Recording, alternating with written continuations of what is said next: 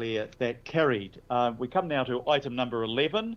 Again, in the regulatory sphere, it's the decision on the proposed amendment to Animal Management Bylaw 2015, largely about beehives. And for those of you that are interested in this area, I know that there are members of our local boards that have contributed to the process with their expertise. Once again, if I can get Linda Cooper to move this, and maybe Kathy Casey to second. So moved and seconded, and I'll ask Linda to lead off and then ask if Paul or Sarah Lee have any comments they'd like to add to it. Councillor Linda Cooper. Thank you, Your Worship. So we had myself, Councillor Kathy Casey, and member Glenn Wilcox again, and thanks to them and our staff, Sarah Lee and Paul, for the work they've done. So this report presents the bylaw panel recommendations on public feedback and local board views on the proposal to amend the animal management bylaw. The proposal was developed following a statutory review of the current bylaw, where the regulatory committee recommended the bylaw be amended. Really, this is about seeking to continue to regulate the keeping of animals in a way that minimises risks to public health and safety, nuisance, offensive behaviour and misuse of council-controlled public places. And the governing body again adopted this for public notification on the 27th of May. And the same process is used as the last item, very much put out to stakeholders, public, local boards, and any people we thought were particularly interested in this. There was a majority, 191 people and organisations fed back, and I just want to note that there was one item, it was basically just moving one item from the public safety and nuisance bylaw into the animal management. It was around the feeding of animals that are possibly unowned or congregate in your backyard or in public places, and there was no actual change to it, but it did activate quite a few people who were concerned about the fact that we might let cats starve, but that was not the case, or birds. It's no change. It was just really around I just want to make sure this is addressed, because I think a lot of councillors got emails about this, but this was no change to the current approach. It was just not feeding animals in a public place to cause a nuisance. So it's not stopping people feeding maybe cats or other animals, as long as it didn't cause a nuisance in a public place. So just to allay anyone's fears that we were trying to harm animals, we were not. We had 191 people and organisations feedback, and we had a very good local board feedback session and public feedback session, and we learnt a lot about good bee husbandry. And to that end, we recommended that we keep the numbers of beehives the same, just because the information we got back from people that are hobby beekeepers said that what we would do would make it difficult to look after bees in a safe and healthy way. So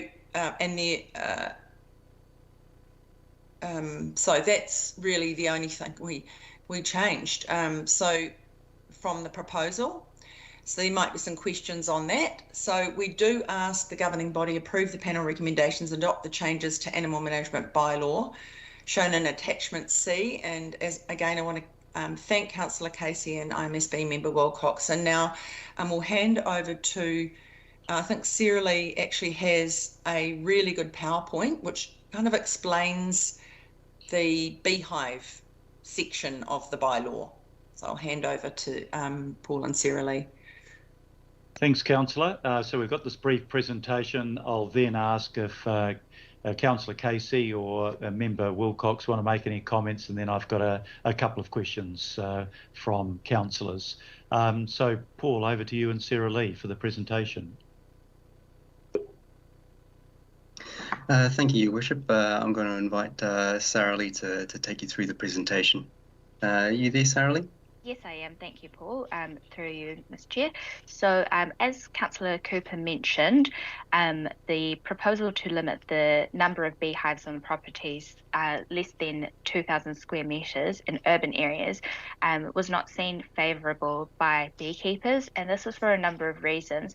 Firstly, the proposal looked to limit the inner dimensions of the beehive, and then what we heard, particularly through the local boards, especially the Howick and Papakura local boards, is that there is no real standard definition of what is considered a beehive.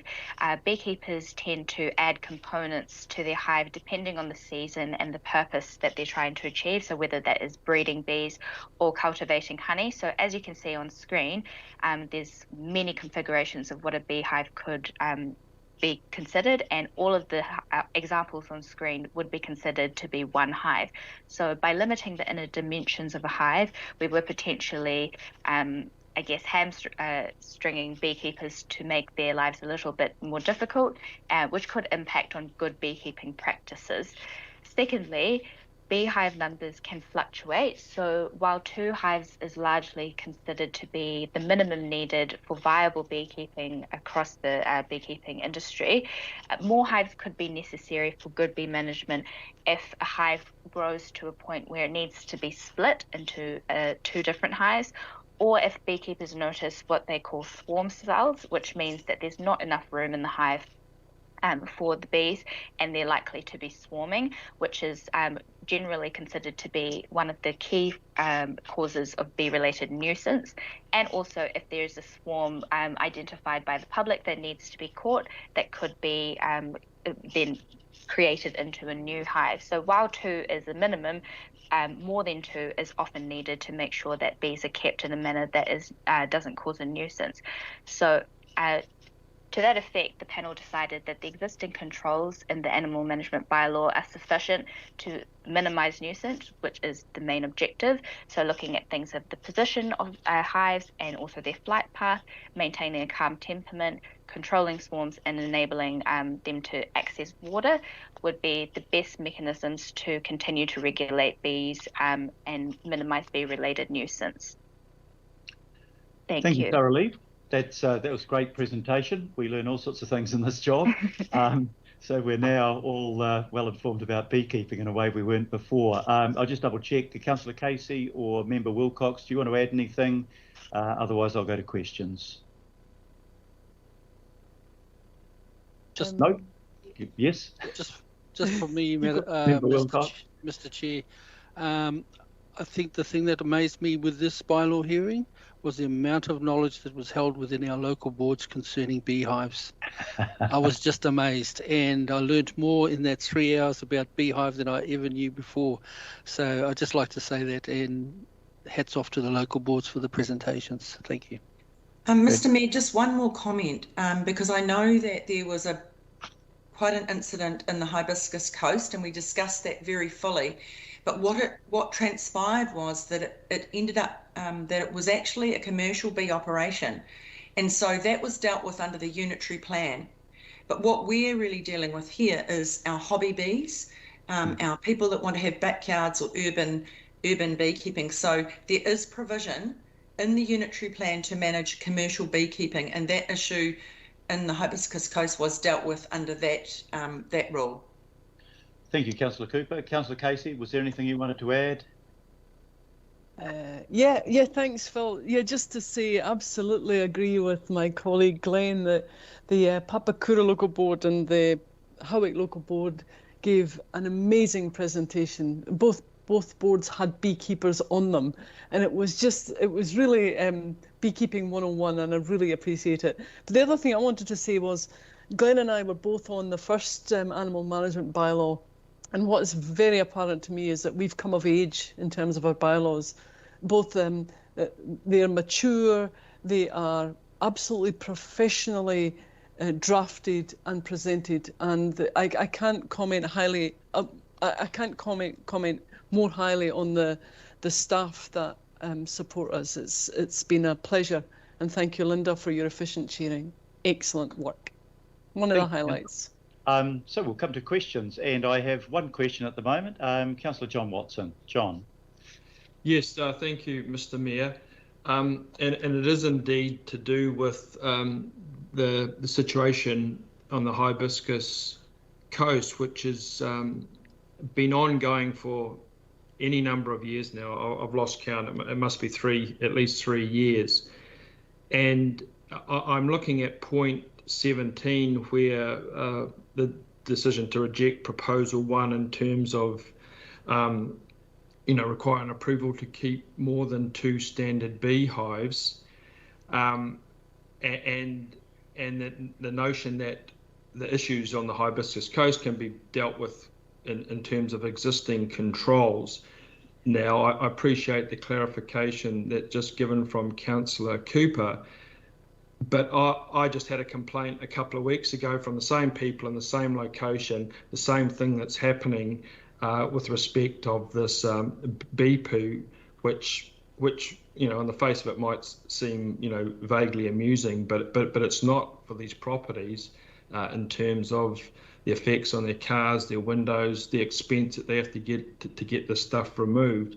So it's clear to me that the existing controls aren't dealing with the issue, because I just heard about it a couple of weeks ago. So I'd appreciate from the officer, given that the Hibiscus Coast situation seems to have had some airing during the hearing, as to what those existing controls have done, given the complaints have started up again.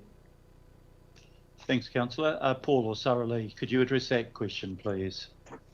Yes, thank you, and through your worship. Yes, the issue of the bee poo in particular, also the swarms, was a matter during the bylaw review that we focused on quite heavily, and that was one of the reasons why the proposal was notified as it was.